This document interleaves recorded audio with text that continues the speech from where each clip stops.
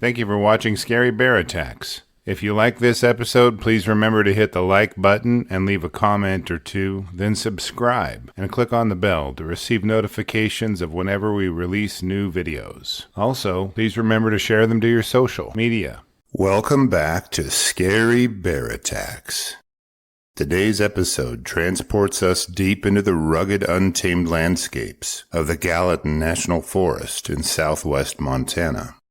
This national forest stretches across diverse terrains characterized by steep mountain slopes, dense coniferous forests, and wide open meadows, interlaced with winding streams.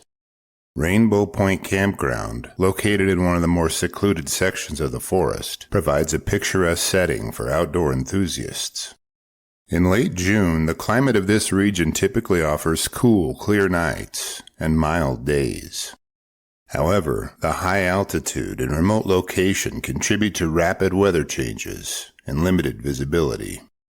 These factors, combined with the isolation of camping, create conditions that can amplify the risks of unexpected wildlife encounters. The natural environment of Gallatin National Forest is marked by a rich tapestry of plant life that both defines and supports its diverse ecosystems. In the high-altitude forests of lodgepole pine, white and Douglas fir, bushes like willow and alder compete for resources and sunlight. Wild huckleberry, serviceberry, and buffalo berry offer seasonal nutrients and calories in the summer and early fall. Gallatin National Forest is home to an extensive range of fauna. From the graceful movements of elk, moose, and deer to the secretive habits of small mammals, the forest is a dynamic ecosystem. However, among its most formidable inhabitants are the predators, which include bobcats, coyotes, cougars, wolves, black bears, and a growing irritable population of grizzly bears. For several decades, bear researchers have focused on this area to learn about grizzly bears, to preserve the species and needed habitat. A world-renowned researcher, Bart Schler, had used this area to compile data on numerous bears, and one of the fiercest in his research pool was known as bear number 15. Schler and his research team had trapped bear number 15 around 18 times, and closely approached it for observation, an innumerable number more. Its interactions with Schler's research team started when it was captured as a cub. As it aged, its disposition toward people grew in aggressiveness and hostility. At one point, the bear treed Schler from 10 p.m. until 2 a.m. and remained nearby for 4 hours afterward. Multiple observers had noted that bear number 15 didn't like people invading his territory and would act in a hostile manner on numerous occasions. On June 25, 1983, 23-year-old Roger May was camping with his fishing buddy, 32-year-old Ted Moore. Both men hailed from Sturgeon, Wisconsin, and had pitched their tent at Rainbow Point Campground, only 4 miles from the western boundary of Yellowstone National Park.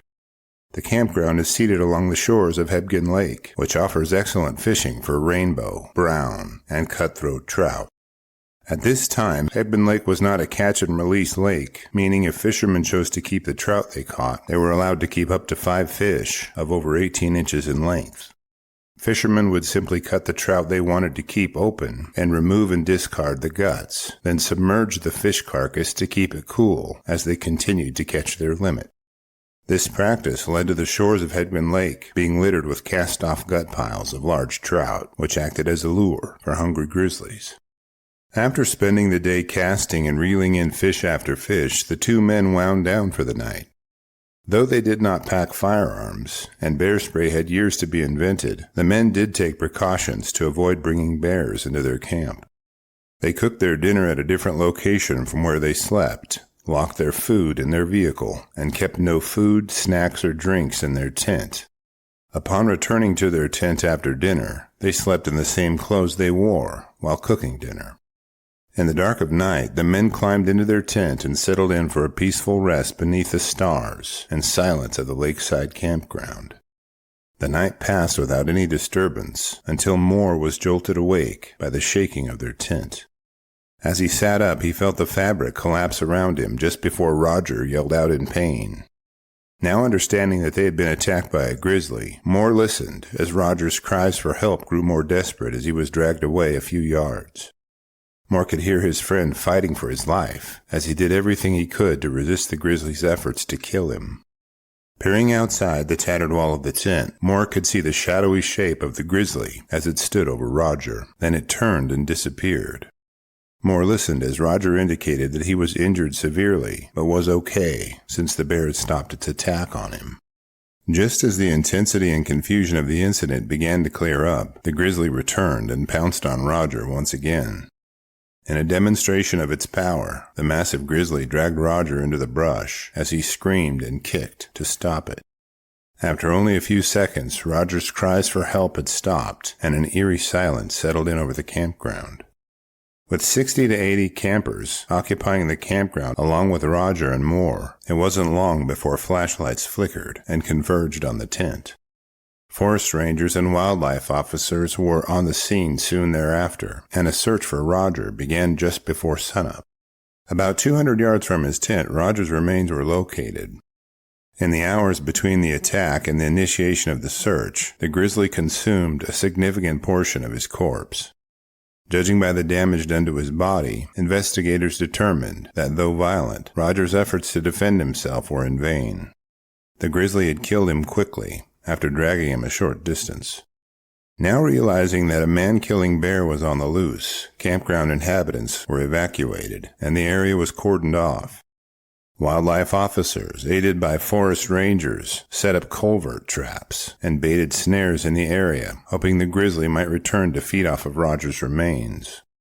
Officers patiently observed the area for a few days before the grizzly was caught in a foothold snare near the campground. Rangers put the bear down using high-powered rifles, and the search for answers started. To ensure they'd killed the bear that had killed and eaten Roger, wildlife officers cut the bear's innards open. From its stomach they pulled several pounds of flesh, bone, hair, and clothing belonging to Roger, eliminating any concern that they'd killed the wrong bear. As for the grizzly's motives for killing and eating Roger, authorities labeled this attack as strictly predatory in nature. It may have attacked the men for their presence on what it deemed as its resource for cast-off fish guts, or it may have been tempted to their tent by the scent of the food they'd cooked on their clothes. There was no animal carcass cached nearby, nor were there any cubs sighted at the attack scene. Speaking of cubs, our Cub tier membership on Patreon, link below, will give you ad-free early access to our episodes, and the $3 per month goes a long way in helping me continue to produce educational and entertaining content like this. In a subsequent investigation, renowned bear researcher Barry Gilbert cited research compiled by Bart Schleyer. Gilbert had been featured in an episode on this channel, and Schleyer will be featured in a future episode. The two researchers utilized different approaches in gathering information about grizzlies. Gilbert's approach relied on stealth and distant, non-intrusive observation to record details of bear behavior, whereas Schleyer's research relied on trapping, drugging, and collecting data on the health and size of the bears. In his review of Schleyer's research, Gilbert noted that bear number 15 may have developed a strong hostility toward people due to the intrusive aspects of research centered around the bear over the years. He raised an issue that is still being debated amongst bear researchers today, which is, are the methods used to study bears affecting their behavior toward people? The Gallatin National Forest is part of the greater Yellowstone ecosystem, said to host nearly 1,000 grizzly bears today. With backcountry access being easier than ever before, and visitors to the park being numbered in the millions, conflicts with grizzly bears is nearly unavoidable. Adding to the success of grizzly bear population recovery and habitat restoration, fatal incidents like Roger Mays are bound to continue occurring. After reviewing the facts surrounding this episode, I'm left with a few questions for you. Do you think the bear attacked the sleeping fishermen because it smelled the scent of their dinner on their clothes? Is it possible that bear number 15 attacked them in defense of its fish gut scavenging grounds?